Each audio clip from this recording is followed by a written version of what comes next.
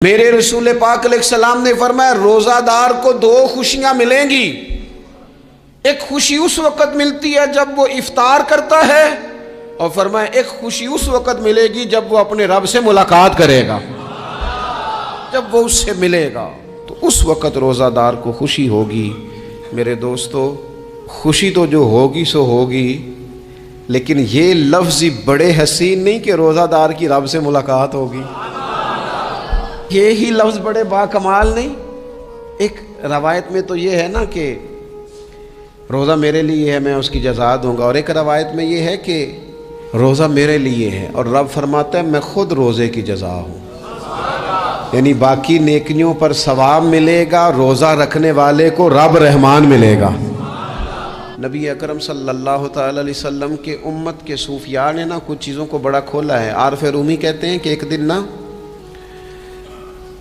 محمود غزنوی نے خزانوں کے دروازے کھول دیے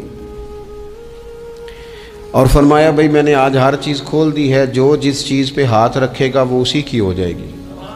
لوگ دوڑے، کوئی سونے کی طرف، کوئی چاندی کی طرف، کوئی جائیدادوں کی طرف، کوئی خزانے کی کنجیوں کی طرف، کوئی بڑے بہترین گھوڑے اور اونٹوں کی طرف لوگ دوڑ گئے، جو جس پہ ہاتھ رکھے گا اسی کا۔ سب بھاگ گئے، ایاز بیٹھا ہے، نہ وہ حسن میں رہی شوخیاں، نہ وہ عشق میں رہی گرمیاں، نہ وہ غزنوی میں تڑپ رہی، نہ وہ خم ہے زلف ایاز میں، وہ لذتیں کہاں۔ ایاز چپ کر کے بیٹھا ہے۔ پھر محمود نے ایاز کی طرف مخاطب کر کے کہا ایاز اٹھنا نہیں، آج لوٹ سیل لگ گئی ہے، جو جس چیز پہ ہاتھ رکھے گا اسی کی۔ ایاز کہنے لگا بات پکی ہے نا؟ تو محمود خوش تھے، موڈ بڑا اچھا تھا، کہا بالکل پکی ہے۔ تو ایاز کہنے لگے چلو ٹھیک ہے۔ ایاز اٹھے، پیچھے سے جا کے نا تو محمود کے کندھے پہ ہاتھ رکھ دیا، محمود کے کندھے پہ ہاتھ رکھا۔ محمود کہنے لگے یہ کیا بات کا، آپ سے میں نے پوچھا تھا بات پکی ہے، جو جس پہ ہاتھ رکھے گا اسی کا نا۔ تو تھوڑی دیر پہلے مسکراتے چہروں میں آنسو آ گئے، ایاز بھی روئے تو محمود بھی روئے۔ کہا بادشاہ پکا رہنا، وہ جن کو خزانے چاہیے تھے وہ دوڑ گئے، مجھے تو چاہیے۔ لنگ کئی مہینے تے برس گئے تے تیری دید نو دیدے ترس گئے، تیری تو ملے گا۔ تو پھر کہا محمود نے، اس نے کہا میں وعدہ کر چکا تھا، بس ٹھیک ہے، باقیوں کے خزانے اور میں تیرا طے ہو گئی۔ فرمایا باقی نیکیوں پر ثواب ملے گا، روزہ رکھنے والے کو رب رحمان ملے گا، اللہ کا قرب ملے گا۔ دیکھو نا، وہ خاص انسان کو کیفیت حاصل ہوتی ہے روزے میں، رب کے ہونے کا یقین۔ وہ جو صوفیاء کہتے ہیں نا مراقبہ کرو، وہ نصیب ہوتا ہے۔ یعنی کسی کو کیا پتہ ہے اس کا روزہ ہے کہ نہیں، اکیلا ہے نا گھر میں، فریزر بھرا ہوا ہے، نہیں نہ کھاتا، کیوں؟ اسے پتہ ہے میرا رب میرے ساتھ ہے، میرا رب مجھے دیکھ رہا ہے۔ بس یہ تصور توحید پکا ہو جاتا ہے رمضان، تو پھر اللہ تبارک و تعالیٰ کی بھی خاص رحمت اور کوئی خاص ہی اعزاز۔ حضور فرماتے ہیں جنت کے کئی دروازے ہیں، ایک باب الریان ہے، اس سے صرف روزہ دار گزریں گے۔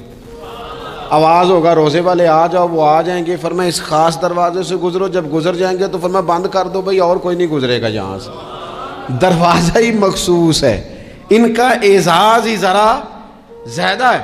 تو میرے عزیز، رمضان شریف کے اندر وہ منصب کا بس خیال رکھیں کہ میں روزہ دار ہوں، اس احتیاط کے ساتھ۔ اور دوسری جو رمضان کی چند عبادات ہیں نا، سب سے پہلی تو میں عرض کروں گا تراویح کے حوالے سے۔ یہ بات یاد رکھ لیں کہ نبی پاک علیہ الصلوۃ والسلام نے فرمایا جس نے ایمان اور احتساب کی نیت کے ساتھ رمضان میں قیام کیا، اللہ اس کے پچھلے سارے گناہوں کو معاف فرما دے گا۔ اور ایک مقام پر نبی پاک صلی اللہ تعالی علیہ وسلم نے بیان کیا، یہ مشکات میں موجود ہے، حضور فرماتے ہیں رمضان اور قرآن دونوں قیامت کے دن بندے کی شفاعت کریں گے۔ رمضان کہے گا یا اللہ میں نے اسے دن بھر کھانا کھانے سے باز رکھا، اور تیری بارگاہ کے حکم کے مطابق اس نے اپنے آپ کو ان چیزوں سے بچا کے رکھا۔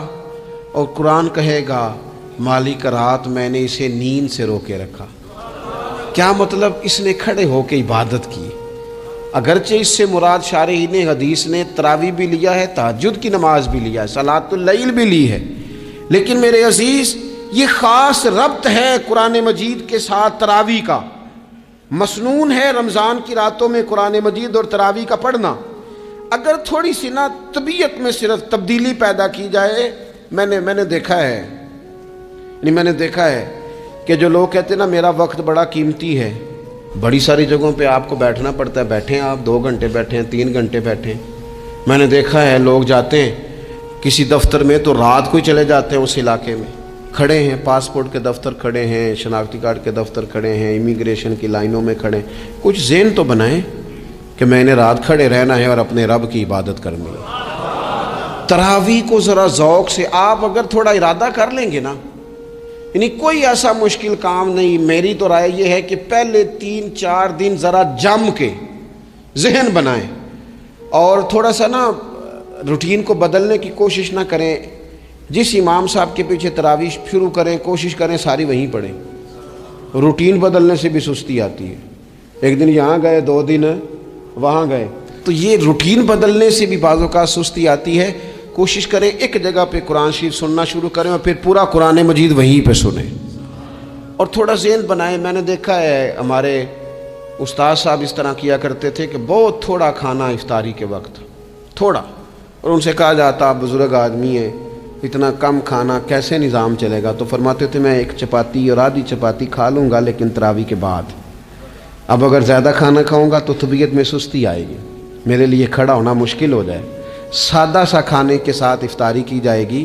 اور تراویح کے لیے اپنے آپ کو ذہنی کہاں ٹائم ملتا ہے سارا سال قرآن پڑھنے سننے کا؟ یہ تو اللہ نے موقع عطا فرمایا ہے. تو تھوڑا سا اگر دلچسپی پیدا کی جائے، بڑا سونا قرآن مجید پڑھا جاتا ہے مساجد میں، بچے بڑی خوبصورتی سے. تو اللہ کا شکر ہے جگہ جگہ پہ. اور مساجد کے علاوہ بھی میں نے دیکھا ہے، ہم سے لوگ مطالبہ کرتے ہیں کہ ہماری فیکٹری میں رات کو بھی کام ہوتا ہے، اتنے سارے ورکر ہیں تو بچہ کوئی مل جائے قرآن شریف سنائے، فلانی جگہ بھی اتنے لوگ ہیں تو اگر موقع مل جائے. تو اگر تھوڑا ذہن بنایا جائے، شوق پیدا کیا جائے تو اللہ تعالیٰ فضل فرماتا ہے، انسان کو طاقت ملتی ہے کھڑے رہنے کی. ایک تو تراویح، روزہ، تراویح، اور تیسری بات ہے سحر اور افطار. یہ جو سحری اور افطار، یہودی جو تھے نا وہ سحری نہیں کرتے تھے، سحری کا نام و نشان نہیں تھا، روزہ رکھتے سحری نہیں کرتے. تو نبی پاک صلی اللہ تعالیٰ علیہ وسلم نے فرمایا ہمارے اور یہودیوں کے درمیان فرق ہی سحری کا ہے. اور نبی پاک صلی اللہ تعالیٰ علیہ وآلہ وسلم نے فرمایا سحری کھایا کرو، سحری کھانے میں برکت ہے. اور اگلی بات سننی آپ نے تو خوش ہو جانا ہے، سحری کو معمولی نہ سمجھے، سحری کرنا عبادت ہے. ہاں آپ مت سمجھیں کہ میں روٹی کھا رہا ہوں، یہ تو میرے سامنے دہی رکھا ہوا ہے، یہ تو سالن رکھا ہوا ہے، یہ تو اچار رکھا ہے، تو چپاتیاں رکھی ہیں. سحری کھانا عبادت ہے. آپ صبح اٹھے، آپ کی تو روٹین ہی اور تھی، تو 7 بجے کھاتے تھے، 9 بجے کھاتے تھے. یہ جو آپ صبح کھا رہے ہیں اٹھ کے سحری میں، اپنی مرضی سے تھوڑی کھا رہے ہیں، یہ تو کسی کے کہنے سے کھا رہے ہیں، یہ تو کسی کے بٹھائے بیٹھے ہیں. یہ جو سحری کا لنگر ہے یہ رب رسول کی رحمت کے ساتھ عطا ہوتا ہے، یہ کرم ہے، یہ اللہ رسول کے بٹھائے بیٹھے. کیا میرے رسول پاک صلی اللہ تعالیٰ علیہ وآلہ وسلم نے بات کھولی ہے، ترغیب و ترہیب میں حدیث ہے. اللہ کرے یہ کبھی چسکا لگ جائے، یہ والا مزہ آ جائے، تو پھر تو گھر میں دسترخوان نہیں بچھا ہوا ہوگا، پھر تو رنگ ہی کوئی اور ہوگا. حضور فرماتے اللہ تعالیٰ اور اس کے فرشتے سحری کھانے والوں پر رحمتوں کا نزول فرماتے ہیں. کھائی روٹی جا رہی ہے، پکا ہوا کھانا ہے، لیکن حضور فرماتے ہیں رب بھی رحمتیں فرما رہا ہے اور اللہ کے حکم سے فرشتے بھی رحمتوں کا نزول کر رہے ہیں سحری کھانے والوں پر. تو خوب توجہ سے، ذوق سے، شوق سے. اور پھر جو افطار کا معاملہ ہے، حضور فرماتے ہیں جب روزہ کھولنے والا روزہ کھولتا ہے تو جو دعا مانگتا ہے رب قبول فرما لیتا ہے. یعنی افطار کا وقت ایسا ٹائم ہے جو دعاؤں کی قبولیت کا وقت ہے. افطار کرنا بھی ہے، کرانا بھی ہے. مہنگائی ذرا عروج پہ چلی گئی ہے، میں بار بار کہتا ہوں. مجھ سے نا لوگ دعا کے لیے مجھے کہتے کہتے اپنے کئی دکھ بتا دیتے ہیں۔ تھوڑا سا نا افطاریاں مہربانی فرمائیے گا سیاسی نہ کیجیے گا۔ وہ جن سے مال لیتے ہیں، وہ جن کو مال دیتے ہیں، وہ جن سے ووٹ لینے ہیں، وہ جنہوں نے ووٹ لینے ہیں، اس بنیاد پر سحر افطار کے بندوبست نہ کریں رضا الہی کے لیے۔ میرے محبوب فرماتے ہیں جس نے رب کی رضا کے لیے کسی کو افطار کرایا، جتنا ثواب اللہ روزہ رکھنے والے کو دے گا اتنا افطار کرانے والے کو بھی عطا کرے۔ اور ایک حدیث تو آپ پڑھیں گے تو جھوم جائیں گے، سنیں گے تو خوش ہو جائیں گے، المعجم الکبیر میں موجود ہے۔ نبی پاک علیہ السلام فرماتے ہیں جس نے حلال کھانے اور حلال پانی سے کسی کا روزہ افطار کرایا نا، ذرا دیکھنا غریبوں کے گھروں کو جھانکنا، ذرا اپنے عزیزوں میں ایک نظر دوڑا لینا، ذرا رمضان کی نیت کر کے رمضان سے پہلے ہی غرباء تک راشن پہنچا دینا، ان کی فکر دور ہو جائے، وہ پہلی شام ہی اپنے بچوں کے ساتھ آسودہ حال ہو کے بیٹھیں۔ دیکھ لینا یہ نہ ہو کہ ایک بھائی کھول کے کھا رہا ہو اور دوسرے کے بچے منتظر ہوں کہ آج سحر افطار میں کیا کرنا ہے۔ اپنے گلی محلے میں دیکھ لینا، ہم اس رسول کے ماننے والے ہیں جنہوں نے فرمایا میں اسے مومن ہی نہیں جانتا جو پیٹ بھر کے کھائے اور اس کا ہمسایہ بھوکا رہ جائے۔ تھوڑا سا اپنے ارد گرد نظر ڈال لینا۔ المعجم الکبیر میں حدیث موجود ہے، اللہ کے پیارے رسول صلی اللہ تعالیٰ علیہ وسلم نے فرمایا جس نے حلال پانی سے، حلال روٹی سے کسی کا روزہ افطار کرایا تو فرمایا فرشتے اس بندے کے لیے رمضان کے دنوں میں، رمضان کی گھڑیوں میں دعا کرتے ہیں، اور جناب جبریل امین اس کے لیے شب قدر کی رات دعا کرتے ہیں۔ حضرت جبریل شب قدر میں دعا کریں گے، خاص رات، یا اللہ اس بندے پر فضل فرما، اس نے تو غریب آدمی کو افطار کرا۔ یہ ایک عبادت ہے، اس عبادت کا خیال کریں۔ پھر اعتکاف آئے گا، رمضان کے آخری 10 دنوں کا اعتکاف۔ اسلام میں رہبانیت نہیں ہے، لیکن کبھی کبھی سب سے کٹ کے اپنے رب کے ساتھ جڑ جانا، کچھ رات کی عبادتیں، کچھ تنہائی کے اذکار، کچھ درود و سلام کا ذوق، یہ ان ساری خوبصورتیوں میں سے ایک خوبصورتی اعتکاف بھی ہے۔ اللہ کے پیارے رسول علیہ الصلوۃ والسلام ہمیشہ اعتکاف کرتے، اور حضرت عطا بن رباح رضی اللہ تعالیٰ عنہ کیسی خوبصورت بات ارشاد فرماتے ہیں، معتکف تو اس آدمی کی طرح ہے جیسے کسی بندے کو کسی کے ساتھ کوئی کام پڑ جائے نا تو وہ جا کے اس کے دروازے پر بیٹھ جاتا ہے کہ جب تک میرا کام ہوگا نہیں میں جاؤں گا نہیں۔ فرماتے ہیں یہ اعتکاف والا بھی آ کے رب کریم کے گھر بیٹھ گیا ہے کہ جب تک تو معاف نہیں کرے گا میں جاؤں گا نہیں، جب تک تو بخشش نہیں کرے گا میں اس دروازے سے ہٹوں گا نہیں۔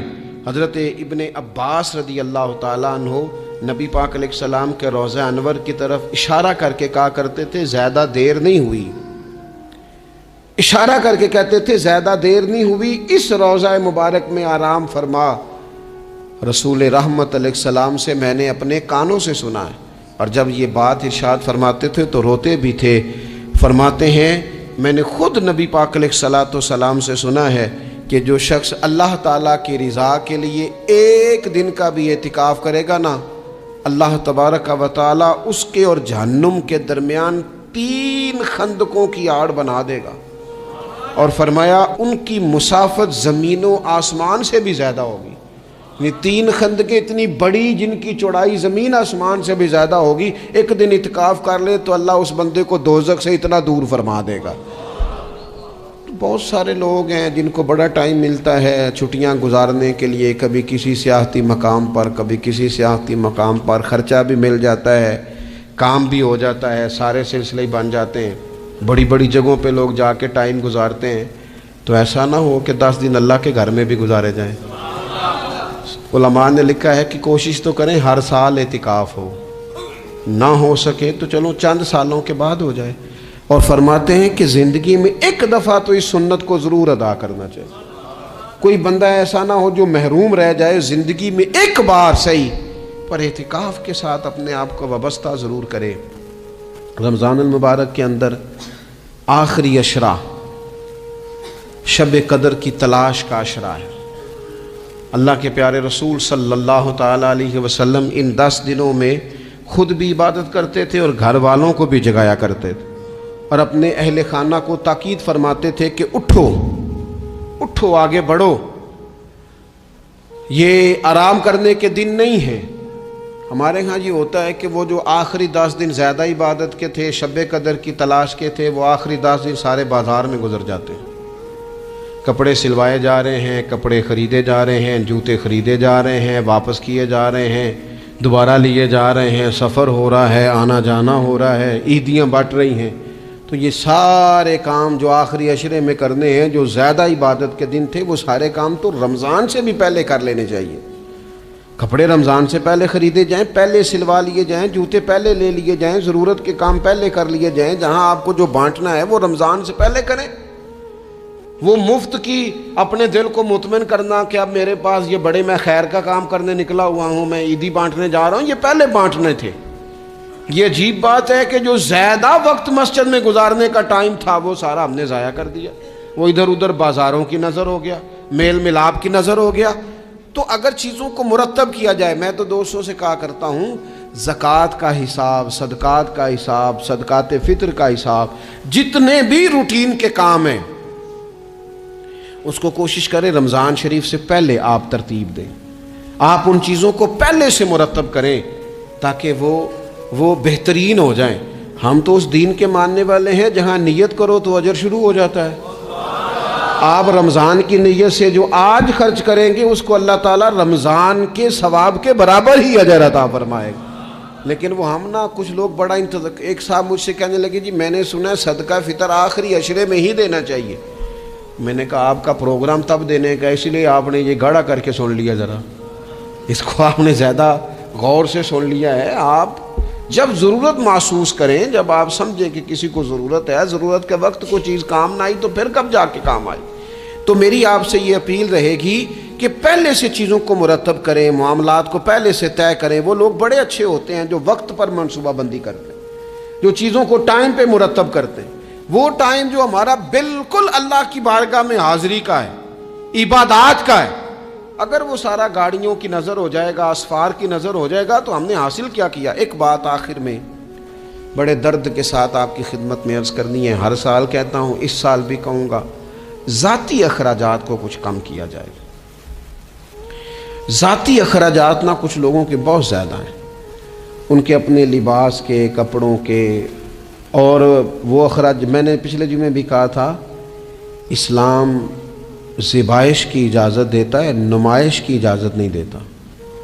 نمائش والے کام اگر تھوڑے چھوڑ دیے جائیں کچھ بھی نہیں ہوتا. میں تو شاید اگر میں سینکڑوں کہہ دوں تو غلط نہیں ہوگا، لیکن 20 تو لوگ ایسے ضرور ہوں گے کہ جو عید ساری سو کے گزارتے ہیں، سارا دن سوئے رہتے ہیں. پتہ نہیں وہ اتنے مہنگے مہنگے کپڑے کس لیے خریدتے ہیں. عید کی نماز پڑھی سو گئے، اور بھئی آپ کا فون بند تھا جی میں سو رہا تھا جی. تو بھئی وہ جو آپ نے 1.5 مہینہ درزی کے پاس آنا جانا لگایا وہ کس مقصد کا؟ رات کوئی پہننا تھا، کوئی پرانا جوڑا پہن لیتے. ایسی مصیبت کیا بنی ہوئی تھی؟ اتنے مہنگے کپڑے خریدے، اتنا مہنگا جوتا لیا اور دن سارا سو کے گزار دیا. ذاتی اخراجات کم کریں. پتہ کیا ہے، فرق بہت بڑھتا جا رہا ہے، بہت بڑھتا جا رہا ہے. یعنی ایک جگہ پہ چیزیں پڑی ہیں، خراب ہو گئی ہیں، کھانے کا ٹائم نہیں، پہننے کا ٹائم نہیں، اور ایک جگہ وہ ہے کہ جہاں لوگ دوائی کو ترس رہے ہیں. گندم امیر شہر کی ہوتی رہی خراب، اور بچی کسی غریب کی فاقوں سے مر گئی. اور کسی نے کہا تھا کہ غریب شہر تو فاقوں سے مر گیا لیکن امیر شہر نے ہیرے سے خودکشی کر لی. اللہ معاف فرمائے.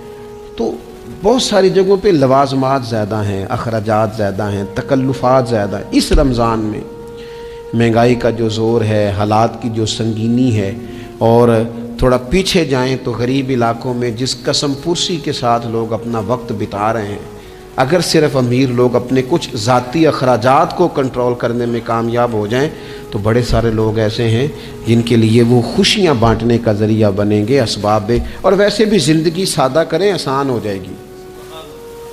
زمین پر چلیں، آپ محسوس کریں گے کہ زندگی بہتر ہو گئی ہے، آسانی والی ہو گئی ہے. اللہ کی بارگاہ میں دعا کرتا ہوں